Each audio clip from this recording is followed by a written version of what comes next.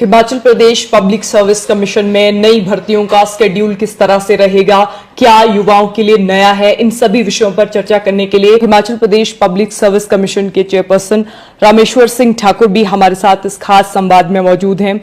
आपसे पहला सवाल, आपको भी अब 1.5 वर्ष का समय लगभग कंप्लीट होने ही वाला है। मार्च 2022 में आपने कार्यभार संभाला था। अपने 1 साल या 1.5 साल के कार्यकाल को किस तरह आंकते हैं?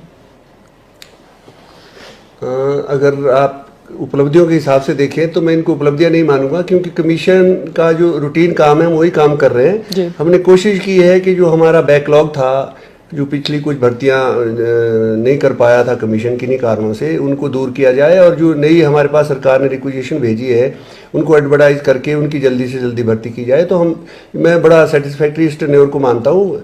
कमीशन के सभी मेंबर्स ने और स्टाफ ने बड़े दिन रात मेहनत करके काम किया और पिछला जितना भी बैकलॉग था वो ऑलमोस्ट 95% हमारा पूरा हो चुका है। कुछ एक पोस्टों पे कुछ इश्यूज हैं सिलेबस वगैरह के, तो वो पेंडिंग है, वरना हमने ऑलमोस्ट सारी भर्तियां तकरीबन 1500 के करीब भर्तियां पिछले साल में की है, जो कि पिछले कई सालों की भर्तियों से बहुत ज़्यादा है। और आगे जो हमारे पास रिक्विजिशन सरकार की ओर से आई है वो हमने सारी ऑलमोस्ट एडवर्टाइज कर दी है, और जिसमें आप सेट का एग्ज़ाम जो बच्चों की बड़ी इच्छा थी कि कई सालों से 2019 में एडवर्टाइज किया था और 2020 में लिया गया था, वो 2020 के बाद सेट का एग्ज़ाम नहीं हुआ था, तो वो एग्ज़ाम भी हमने नोटिफाई कर दिया और मार्च में उसको कंडक्ट कराने वाले हैं।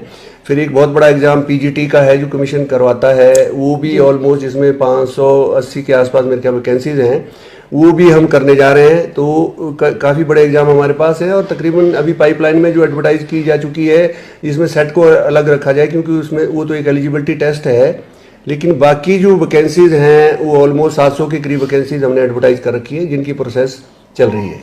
आपने भर्तियों का तो जिक्र किया, लेकिन Himachal Pradesh public service commission को लेकर एक बात हमेशा से होती है कि यहाँ पर जो एम्प्लॉय हैं उनका अभाव है, कई पोस्टें यहाँ पर खाली पड़ी हैं। तो ऐसे में क्या कमीशन की कार्यप्रणाली पर भी इसका असर देखने को मिलता है?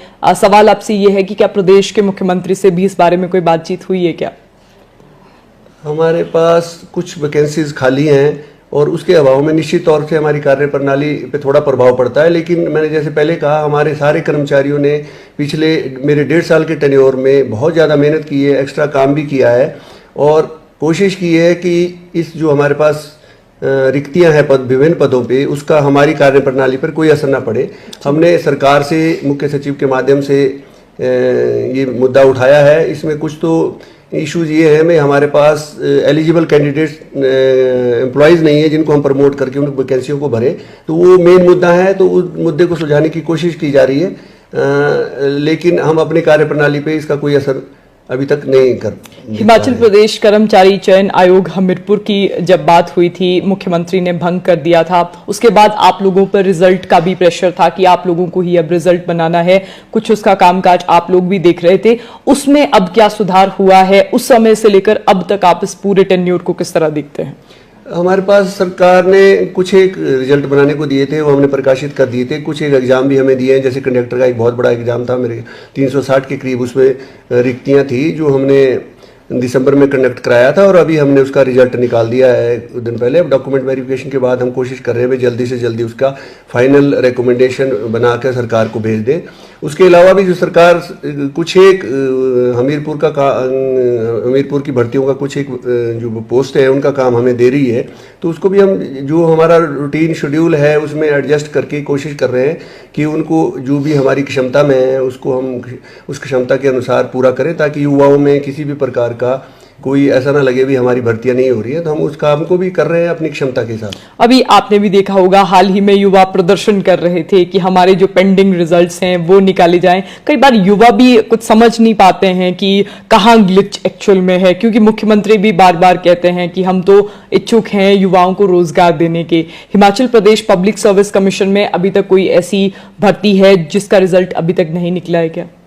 नहीं, अभी ऐसी कोई भर्ती हमारे पास पेंडिंग नहीं है जिसका कोई रिजल्ट, मतलब हमीरपुर की हो या हमारी हो, जिसका रिजल्ट ना निकला हो। सभी प्रोसेस में है।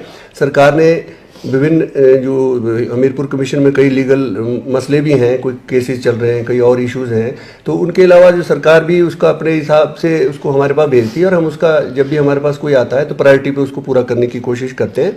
सरकार, जैसे मैंने आपको बताया भी, पिछले एक वर्ष में हमने सरकार के लिए 1500 के करीब भर्तियां की है, तो अच्छी संख्या में सरकार ने पिछले एक साल में भर्तियां की है और ये नहीं कह सकते कि भर्तियां नहीं हो रही है। हिमाचल में लगातार भर्तियां हो रही है और एक बहुत ही अच्छा संदेश है भाई, पब्लिक सर्विस कमीशन में चाहे कुछ भी हो, हम लोग समय के एक टाइम बाउंड मैनर में भर्तियों को कर रहे हैं।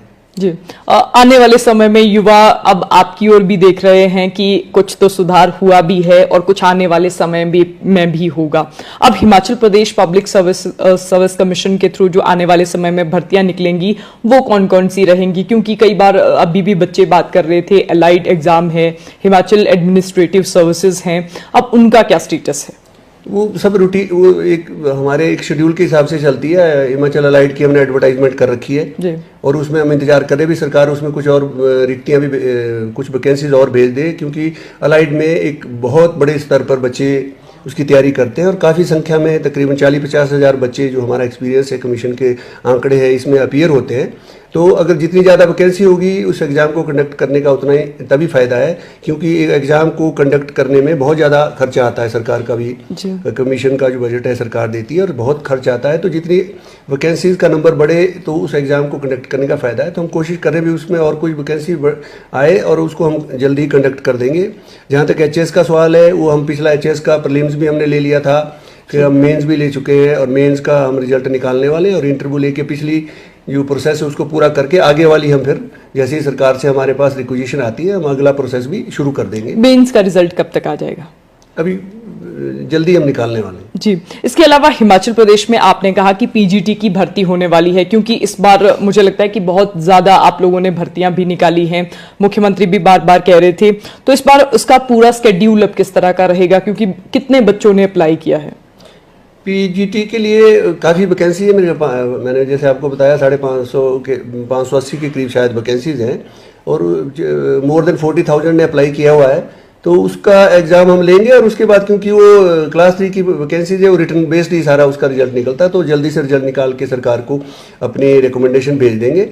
तो सरकार भी लगातार कोशिश कर रही है और हम सरकार की कोशिशों में पूरा साथ दे रहे हैं भाई, जो भी वैकेंसी निकले और हमसे जो भर्ती कराना चाहे अपनी क्षमता के अनुसार हम उसको जल्दी से जल्दी पूरा कर रहे हैं। मतलब Himachal Pradesh public service commission, अब जो हमीरपुर कर्मचारी चयन आयोग था, उसकी रिस्पॉन्सिबिलिटीज कुछ अभी भी आपके पास होंगी? अभी भी कुछ हमारे पास है और सरकार शायद कुछ और भी देने की कोशिश कर रही है, क्योंकि अभी हमीरपुर जो कमीशन है वो अभी तक पूरी तरह फंक्शनल नहीं हो पाया है। Himachal Pradesh public service commission के चेयरपर्सन रामेश्वर ठाकुर हमारे साथ थे। जैसा कि हमने आपको बताया कि आने वाले समय में कौन कौन सी भर्तियां निकलेंगी और इस हिसाब से कि कितनी भर्तियों के रिजल्ट आना अभी बाकी हैं, इन सभी मुद्दों पर हमने बात की। तो फिलहाल संवाद भारत में अभी के लिए बस इतना ही। नमस्कार।